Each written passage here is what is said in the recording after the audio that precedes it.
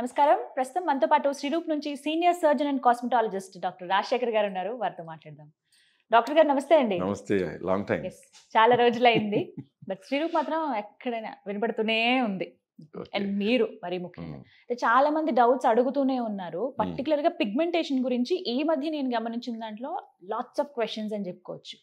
అంటే ఎందుకు ఈ పిగ్మెంటేషన్ గురించి ఇన్ని వస్తున్నాయి అని చూస్తుంటే ఫుడ్ అంటారు కొంతమంది, లేదు మన లైఫ్ స్టైలే అంటారు కొంతమంది, లేదు ఇంకా ఎక్స్ట్రా ఏదో వీళ్ళు యూజ్ చేస్తున్నారు అందుకే ఇలా అంటున్నారు. అసలు పిగ్మెంటేషన్ అనేది ఎందుకు వస్తుంది, దేని వల్ల అనేది ఫస్ట్ రీజన్స్ మాట్లాడుకుందాం. చాలా ఇంపార్టెంట్. చాలా మందికి చాలా విషయాలు డౌట్స్ ఉంటాయి. పిగ్మెంటేషన్లో చాలా రకాలు ఉంటాయి. ఇప్పుడు ఫర్ ఎగ్జాంపుల్ మంగు ఉంది, మెలాస్మా అంటాం. ఫస్ట్ ఇక్కడ చిన్న మచ్చల్లా స్టార్ట్ అవుతుంది, తర్వాత ఇక్కడ వస్తుంది, తర్వాత ఇక్కడ అలా పెరుగుద్ది. కొంతమంది బుగ్గల నిండా వచ్చేస్తుంది, వచ్చేస్తుంది. తర్వాత ఐబ్రో లైనింగ్ లో వస్తుంది, తర్వాత అక్కడక్కడ వస్తుంది. అంటే బటర్ఫ్లై షేప్ లో, సీతాకోక చిలక షేప్ లో వస్తుంది. అది సాధారణంగా మెన్ కంటే కూడా 90% విమెన్లో వస్తుంది.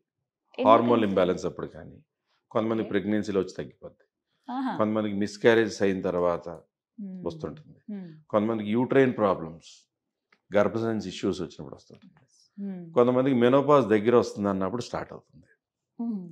సో ఆ మెలాస్మా వచ్చిన తర్వాత వాళ్ళు తోరుకు వాళ్ళ ఫేస్ని చూసుకుని ఎంతో ఆనందంగా ఉన్నవాళ్ళు బయటికి వెళ్ళకపోవడం, బయటికి ఫంక్షన్లో వెళ్ళకపోవడం, బాగా ఇన్ఫీరియర్గా ఫీల్ అవ్వడం, ఇలాంటివి జరుగుతుంటాయి. దానికి అసలు ట్రీట్మెంట్ ఉందా లేదా అనుకుంటారు. చాలా చోట్ల ఏంటంటే తెలియక వాళ్ళు కొన్ని స్టెరాయిడ్ క్రీమ్స్ అని, మొమెటోజోన్ అని, అసలు పిగ్మెంటేషన్ కోసమే ఈ క్రీమ్ అని ఎన్ని యూజ్ చేస్తారు సార్. రకరకాల లైట్లని, రకరకాల టోన్లని, రకరకాల క్రీమ్స్ వచ్చేసినాయి. వాటిల్లో చాలా పెద్ద పెద్ద కంపెనీస్ నుంచి ఉన్న క్రీమ్స్ ఉన్నాయి. కొన్నిటికి అయితే డబ్బాల మీద వెనకాల పేర్లు అసలు కంపోజిషన్ కూడా ఉండదు. డే క్రీమ్, నైట్ క్రీమ్ అని వాడు పాపం తెలియక వాడేసిన తర్వాత స్కిన్ ఎర్రబడ్డం, ఎండలోకి వెళ్తే మండడం, స్కిన్ ముడతలు తొందరగా క్రియేట్ కావడం, అలాగే చెమట పడితే మండడం, ఇవన్నీ steroid cream effect. Skin sensitive అయిపోయింది. సో దాని ట్రీట్మెంట్ ఉందా అంటే ఉంది. ఒకటి, ఆ మచ్చలు మీరు కావాలని పెట్టుకునే కదా కదా, మీ బాడీలోంచి పుట్టినాయి. అంటే మన బాడీలో ఉన్న కాలుష్యం నుంచి పుట్టినాయి. సో దానికి ట్రీట్మెంట్ ఏం చేయాలి? ఆ కాలుష్యాన్ని తగ్గిస్తూనే లోపల నుంచి పిగ్మెంటేషన్ పోవడానికి ఏం చేయాలనే స్పెషలైజ్ ట్రీట్మెంట్ రెగ్యులర్గా శ్రీరూప్లో చాలా రెగ్యులర్గా 100% రిజల్ట్స్ వస్తాయని నేను చెప్పలేను. కొంతమంది 100% పోయిన వాళ్ళు ఉన్నారు, కొంతమంది 80% పోయిన వాళ్ళు ఉన్నారు, కొంతమంది 70% పోయి ఎక్కడో కొంచెం మిగిలిపోయిన వాళ్ళు ఉన్నారు. అంటే పోతుంది, గ్యారంటీగా పోతుంది.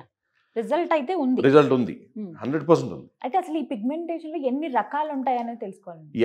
నెక్స్ట్ టాపిక్ లోకి వస్తున్నాను. సో ఇది ఒక పిగ్మెంటేషన్ కదా. నెక్స్ట్ పిగ్మెంటేషన్ వెయిట్ ఎక్కువ ఉన్న వాళ్ళకి, లేదా వెయిట్ పెరుగుతున్న వాళ్ళకి, ఇక్కడ నల్లగా అలాగే తెల్లని గీతల్లాగా, వాళ్ళు రోజుకు 3 సార్లు గంట గంట స్నానం చేస్తారు. అదేంటి అసలు స్నానం చేయరా అంతలాగా ఉన్నాయి, అలా కొంతమంది మురికిగా ఉంది రుద్దుకో అంటుంటారు. కానీ అది పిగ్మెంటేషన్ లోపల నుంచి పుట్టేది.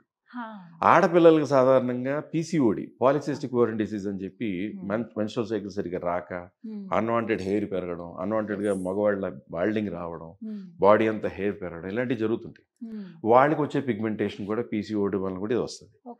ఇంకొకటి, వెయిట్ ఎక్కువ పెరిగిన కొద్దీ ఒబేసిటీతో లింక్ అయ్యి ఇక్కడ నల్లగా, ఇక్కడ నల్లగా, ఇక్కడ నల్లగా, ఇక్కడ ఇక్కడ ఇలా చోట నల్లగా వస్తుంది. దాన్ని ఎకాంతోసిస్ నైగ్రికాన్స్ అనే పిగ్మెంటేషన్. ఇవన్నీ ట్రీట్ చేయొచ్చు.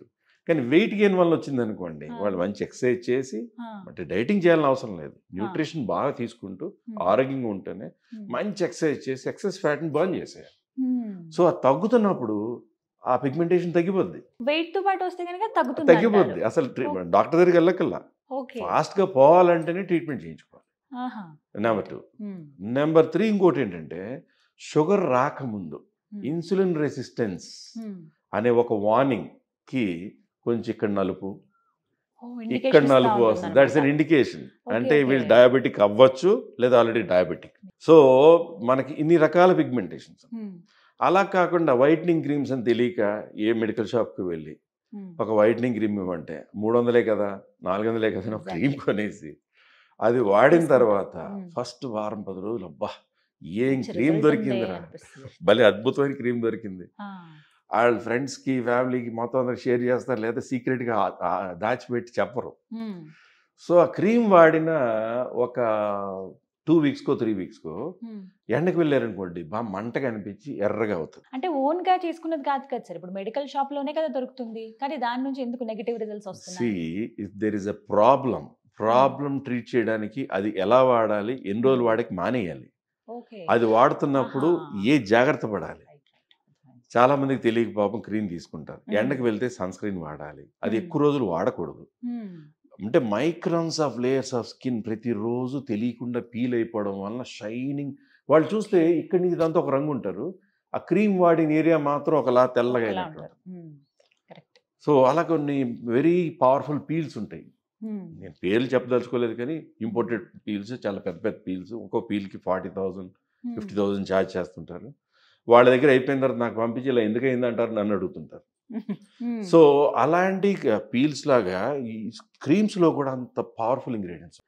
సో మనకున్న ప్రాబ్లం బట్టి మనకి ఎంత అవసరమో అంతవరకు వాడుకోవాల్సినటువంటి క్రీమ్స్ కాకుండా, వాళ్ళకి అవి దాని గురించి తెలియక, దాని గురించి అవగాహన లేక, మెడికల్ షాప్లో ఉన్నవాడు మెడిసిన్స్ అమ్మాలి, వాడు డాక్టర్లు ఇచ్చేయకూడదు. వాడు ఈ క్రీమ్ తీసుకోండి ఇది వాడేయండి అంటాడు. దాంట్లో కొన్ని రకాల స్టెరాయిడ్స్, హైడ్రోక్వినాన్, బెటనవేట్, మెమటజోన్, గ్లైకోలిక్ యాసిడ్ అన్నిట్లో ఉంటుంది. కానీ దాంట్లో పర్సంటేజ్ ఎక్కువ ఉండేటప్పటికి ప్రాబ్లం సొల్యూషన్ వాడాల్సింది వైట్నింగ్ వాడి అది ఎర్రబడిపోయి స్కిన్ సన్నబడి నవ్వుతుంటే తొందరగా ముడతలు రావడం. అలాగే మొటాలనే లేని వాళ్ళకి మొటాలు వచ్చేసేసి ఎండకు వెళ్తే కందిపోయినట్టు అయిపోతారు. ఆ కందిపోయిన రెడ్నెస్ నుంచి నల్ల మచ్చలు స్టార్ట్ అవుతాయి. ఆ నల్ల మచ్చలు ఎలా అయిపోద్ది అంటే ఫేస్ అంతా ఒకలాంటి డార్క్ స్పాట్స్లో అయిపోయి ఎన్ని సంవత్సరాలైనా పోవు. ఏదేదో ట్రై చేస్తుంటారు. అలాంటి వాటిని కూడా శ్రీరూప్లో చాలా సక్సెస్ఫుల్గా ట్రీట్ చేస్తారు. అంటే we should catch the point, దాన్ని ఎట్లా లైటింగ్ చేయాలి. సో అసలు ట్రీట్మెంట్స్ ఎలా ఉంటాయో వీటి గురించి మాట్లాడాలి. ట్రీట్మెంట్స్లో మంగు ఉందనుకోండి, మంగుకి చాలా మంది లేజర్ అని కెమికల్ పీల్స్ అని చేస్తారు. ఒక కామన్ లాజిక్, చాలా మంది కెమికల్ పీల్స్ లేజర్ చేంజ్ ఉంటారు. ఇప్పుడు ఇలా 3 లెవెల్స్ కింద ఉందనుకుందాం. ఓకే, ఎపిడర్మిస్, డర్మిస్, హైపోడర్మిస్, అలా రకరకాలుగా లేయర్స్ ఉన్నాయనుకుందాం. సో ఆ మెయిన్గా పైన ఉన్న ప్రాబ్లం అనుకోండి, మీరు పవర్ఫుల్ క్రీమ్స్ వాడినా, ఒక కెమికల్ పీల్ చేసినా, ఒక లేజర్తో బర్న్ చేసినా అది పోవచ్చు. మీకు లోపల నుంచి వచ్చి బ్రౌనిష్ బ్లాక్గా స్కిన్ వెనక్కి మసకగా కనబడేది మెలాస్మా. దానికి రీచ్ అయ్యి దాన్ని పిగ్మెంట్ లైటన్ చేస్తూనే లోపల నుంచి యాంటీ ఆక్సిడెంట్స్ లాంటివి, ప్రిజమాస్ బ్యూటీ, కొలాజిన్ లాంటివి, అలాగా గ్లూటథియోన్తో ఉన్న సప్లిమెంట్స్ లాంటివి, వైటమిన్ సి లాంటివి, అలా రకరకాలు ఉంటాయి. వాటిని ఎలా యాడ్ చేయాలో అలా యాడ్ చేస్తే గ్యారెంటీగా పోద్ది. ఇప్పుడు ఇన్సులిన్ రెసిస్టెన్స్ అనుకున్నాం, అప్పుడు మనం ఫస్ట్ HbA1c చెక్ చేసి వాళ్ళ షుగర్స్ ఎలా ఉన్నాయో చూసి వాళ్ళకి అది కంట్రోల్ చేయడానికి డైట్లో చిన్న మార్పులు చేసి డెఫినెట్లీ డాక్టర్సే సజెస్ట్ చేసేది, ఇంకెవరు సజెస్ట్ చేస్తారు.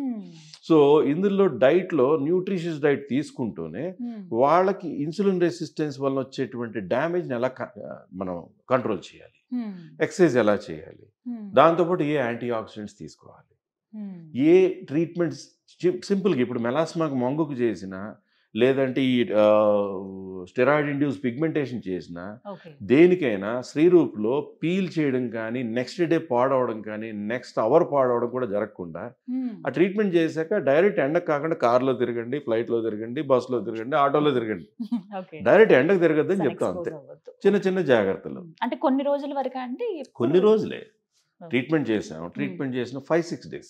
అంటే మళ్ళీ రిపీట్ అవ్వదా అనేది ఒక పెద్ద క్వశ్చన్. రిపీట్ అవ్వాలంటే దానికి వచ్చిన కారణం అయితే ఉందో మనం మళ్ళీ రిపీట్ చేయాలి. అది రిపీట్ చేయాలి. ఇప్పుడు ఫర్ ఎగ్జాంపుల్ హార్మోన్ ఇంబ్యాలెన్సెస్ వల్ల వచ్చింది, దానికి కేర్ తీసుకోవాలి. యూట్రైన్ ప్రాబ్లమ్స్, సర్వైకల్ ప్రాబ్లమ్స్, లోపల గర్భసంచి సంబంధించిన ప్రాబ్లమ్స్, రకరకాల అటువంటి వచ్చింది అనుకోండి మంగు, అది ఏంటి అనేది చూసుకుని దాని నుంచి ఎందుకు ఆ కాలుష్యపు డిపాజిట్స్ వల్ల వస్తుంది, దాని నివారణ ఎలా చేసుకోవాలి, డైట్లో ఎలాంటివి తీసుకోవాలి, ఏ రెగ్యులర్ మెయింటెనెన్స్, హెల్దీ క్రీమ్ ఏం చేసుకోవాలనేది చూసుకోవాలి. సో ట్రీట్మెంట్ అయితే ఖచ్చితంగా ఉంది. రూట్ కాజ్ వెతికి దానికి ట్రీట్ చేస్తారు. ఫస్ట్ రూట్ కాజ్ చూడకుండా ఏదో క్రీమ్ చెప్పేసి ఏదో చెప్పేయడం అనేది ఇట్స్ అన్ప్రొఫెషనల్. చాలా వరకు వెళ్ళి ఇష్టం వచ్చి మీరు అన్నట్టుగా మెడికల్ షాప్ లో ఏదైనా ఒక క్రీమ్ ఇవ్వండి అని తీసేసుకుంటారు. పాపం తెలియదు ఏం చేస్తారు వాళ్ళు, డాక్టర్ దగ్గరికి డబ్బు ఖర్చు అవుతుందేమో, లేకపోతే ఇంత పే చేయాలనుకుని ఏదో మెడికల్ షాప్ లో అడిగేద్దాం అనుకుంటారు. దాని నుంచి వచ్చిన ప్రాబ్లంకి హాస్పిటల్కి వెళ్ళే ఖర్చు దానికంటే చాలా అయిపోతుంది. అంటే సార్ ఇక్కడ ఒక క్వశ్చన్ ఏంటంటే బేర్ చేయగలమా మిడిల్ క్లాస్ వాళ్ళం మేము ఆ ఖర్చు అని కూడా ఆలోచిస్తాం. Definitely there are very expensive treatments. ఇప్పుడు మంగు ఉంది, మెలాస్మా ఉంది. Middle class, lower middle class people కూడా చాలా మంది రెగ్యులర్గా రోజుకి దగ్గర ఎన్నో ట్రీట్మెంట్స్ జరుగుతాయి. నెంబర్స్ అన్నమాట, డబల్ నెంబర్స్లో జరుగుతాయి ట్రీట్మెంట్స్ రోజు. అందులో మెలాస్మా సంబంధించి అట్లీస్ట్ 20-30% ఉంటుంది. అందులో మిడిల్ క్లాస్ వాళ్ళు, లోవర్ మిడిల్ క్లాస్ వాళ్ళు కూడా ఉంటారు. Rich class, upper middle class వస్తే అది వేరు. వాళ్ళు అఫోర్డ్ చేయగలిగే విధంగా మనం సజెస్ట్ చేయాలి. రైట్. ట్రీట్మెంట్ అయితే బెస్ట్ అందుబాటులో ఉంది. ఎగ్జాక్ట్లీ. థ్యాంక్ యూ డాక్టర్ గారు. సో విన్నారు కదా, పిగ్మెంటేషన్ కి మంగుమచ్చలతో ఎవరైతే బాధపడుతున్నారో కొన్ని సంవత్సరాలుగా ఎక్కడ మేము ఒక డాక్టర్ని కలవాలనుకున్నాం, ఎక్కడికి వెళ్ళాలని అనుకునే వాళ్ళకి శ్రీరూప్ బెస్ట్ ఆప్షన్ అని చెప్పొచ్చండి. ప్రత్యేకించి ఇప్పుడు డాక్టర్ గారి మాటల్లో మీరు విన్నారు కదా, అన్నిటికీ ఇక్కడ ట్రీట్మెంట్ ఉంటుంది, రిజల్ట్ కూడా దానికి తగ్గట్టుగా ఉంటుంది. మీరు ఏ లెవెల్లో మీ పిగ్మెంటేషన్ ఉంది అనేది ఫస్ట్ చెక్ చేయించుకుంటే బెటర్. ఫస్ట్ డాక్టర్ గారి కన్సల్ట్ అవ్వాలంటే మీరు అపాయింట్మెంట్ తీసుకోండి. స్క్రీన్ మీద నెంబర్ ప్రొవైడ్ చేస్తున్నాను, ఒకసారి డాక్టర్ గారితో మాట్లాడండి. ఫస్ట్ ఆయనతో మాట్లాడాక ఏ లెవెల్లో ఉందో తెలిసి ఆటోమేటిక్గా రిజల్ట్ కూడా వస్తుంది. ఇది వాళ్ళ వీడియో. నమస్తే.